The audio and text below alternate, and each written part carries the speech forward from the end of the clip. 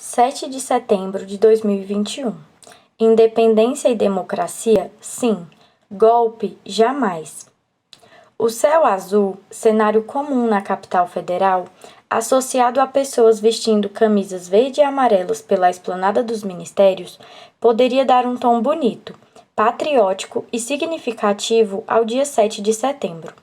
Não fosse a narrativa totalmente deturpada e discrepante, entoada por uma minoria barulhenta espalhada pelo Brasil, que ao invés de comemorarem a independência de um Estado opressor e explorador, enalteciam a busca por um golpe contra a democracia. Ao longo de todo o dia, o grito que ecoava por vários pontos do país refletia o discurso golpista esbravejado pelo presidente Jair Bolsonaro.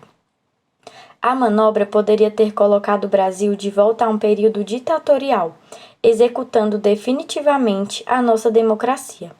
Não fosse o respeito e a força de instituições e de grande parte da população para com a democracia.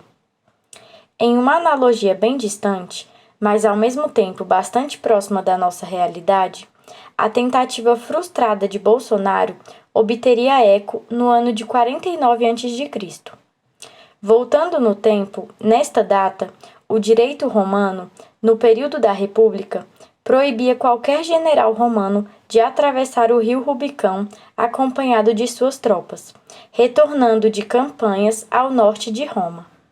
A medida tinha como objetivo impedir que os generais manobrassem grandes contingentes de tropas no núcleo do Império Romano, evitando riscos à estabilidade do poder central. Quando Júlio César atravessou o Rubicão, em 49 a.C., em perseguição a Pompeu, violou a lei, tornou inevitável o conflito armado. Ao praticar este crime, César teria proferido a famosa frase "Alea jacta est", que traduzida seria "A sorte está lançada". Desde então, a frase "atravessar o Rubicão" passou a ser usada para referir-se a qualquer pessoa que tome uma decisão arriscada de maneira irrevogável, sem volta. Desde o primeiro dia de seu governo, Jair Bolsonaro tenta justificar suas políticas desastrosas, que trouxeram de volta ao Brasil a fome, a pobreza extrema, a recessão econômica, dentre outros aspectos, ao Congresso Nacional e ao Supremo Tribunal Federal, STF. De forma desesperada e irresponsável, Bolsonaro convoca manifestações regadas a ódio e desrespeito a instituições que pregam o respeito à democracia, como se isto fosse melhorar a situação brasileira. Para o diretor do Simpro, Cláudio Antunes, o governo federal inflamou seus apoiadores com um discurso de ódio e intolerância, fatores que têm prejudicado o Brasil. Se observarmos o decorrer do governo de Jair Bolsonaro, vemos uma economia em colapso, a gasolina chegando a R$ 7,00, a saúde pública em estado precário, a segurança da mesma forma, sem falar dos mais de 600 mil mortos pela Covid. Óbitos que poderiam ser evitados se o governo tivesse agido a tempo. Ao invés de focar em políticas públicas positivas para os brasileiros, Bolsonaro se apega à tentativa de golpe para justificar sua incompetência, ao mesmo passo que o país e a população se afundam cada vez mais, ressalta. STF coloca fim à tentativa de golpe.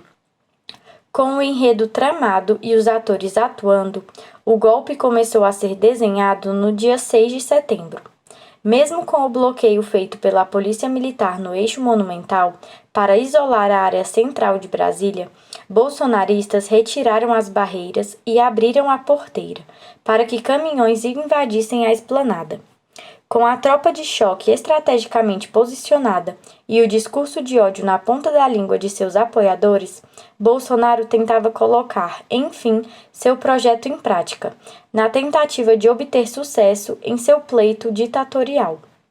Não fosse a ação do STF, uma instituição forte e alicerçada no respeito à democracia, Jair Bolsonaro teria atravessado o Rubicão do bom senso, do respeito, da tolerância e executado a democracia em uma data tão significativa e importante, como é o Dia da Independência do Brasil. A afronta à democracia, orquestrada por Jair Bolsonaro, não tem retorno, mas o crime cometido por ele, crime de irresponsabilidade, fato que ultrapassa todos os limites, precisa ser responsabilizado. O Brasil já pagou caro pela perda de sua liberdade, de sua democracia, e não permitiremos uma volta à ditadura militar. É preciso que cada trabalhador, que cada pessoa lute por um país justo, humano, democrático, porque somente assim teremos um futuro melhor para cada um de nós e para as futuras gerações, afirma Cláudio Antunes. Viva a democracia e viva um Brasil plural, justo e independente.